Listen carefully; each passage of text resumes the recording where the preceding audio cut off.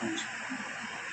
જંગલેશ્વર વિસ્તારમાંથી છેલ્લા ટૂંકા ગાળામાં ખૂનના 8 આરોપીઓ પકડવામાં આવ્યા છે। ખૂનની કોશિશના અનેક આરોપીઓ પકડવામાં આવ્યા છે। મારામારીના કેસમાં 68 આરોપીઓને પકડવામાં આવ્યા છે। બલાત્કાર અને અપહરણના કેસમાં 15 કેસોમાં 19 આરોપીઓને પકડવામાં આવ્યા છે। ગેરકાયદેસર મંડળીના 89 આરોપીઓ પકડવામાં આવ્યા છે।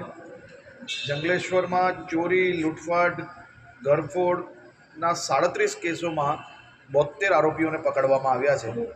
રાજકોટના પાસાના કુલ 187 કેસો થયા છે, જેમાંથી 58 કેસોના પાસાના કેસો એ માત્ર ને માત્ર જંગલેશ્વર વિસ્તારમાંથી થયેલા છે।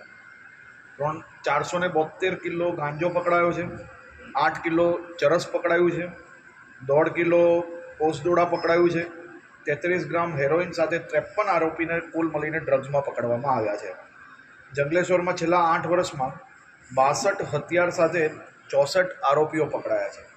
જંગલેશ્વરમાં છેલ્લા 10 વર્ષમાં જુગારના 65થી વધારે અડ્ડાઓ ચલાવતા લોકોને પકડવામાં આવ્યા છે।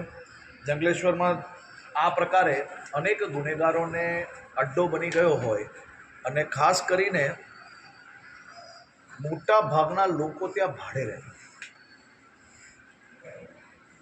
આ જે ગુનેગારો છે, જે લોકો ટપોરીગીરી કરે છે, એવા લોકોએ દાદાગીરીથી અનેક પ્લોટો પર કબજો કર્યો હતો અને એ કબજા કરેલા પ્લોટ પર મકાનો બનાવીને ભાડે આપવામાં આવ્યા અને જે લોકો પોતે રહેતા હતા એમાં ત્યાં કોઈ નાના મકાનો નહીં, આલીશાન 2-2, 3-3, 4-4 માળના મકાનો બનાવીને મોટા બંગલાઓ બી નાના દેખાય એ પ્રકારની બી વ્યવસ્થાઓ અનેક લોકોએ ત્યાં ઊભી કરી હતી। આજે રાજકોટ પ્રશાસન દ્વારા આ સંપૂર્ણ દબાણ મુક્ત કરવામાં આવ્યું છે। રાજકોટના નાગરિકોની વ્યવસ્થાઓ માટે આ જગ્યા ખુલ્લી કરવામાં આવી છે। એટલે ખાસ કરીને જંગલેશ્વરનું ફેઝ 1નું ડિમોલિશનની કામગીરી શરૂ થઈ છે અને મેં અગાઉ બી કહ્યું હતું કે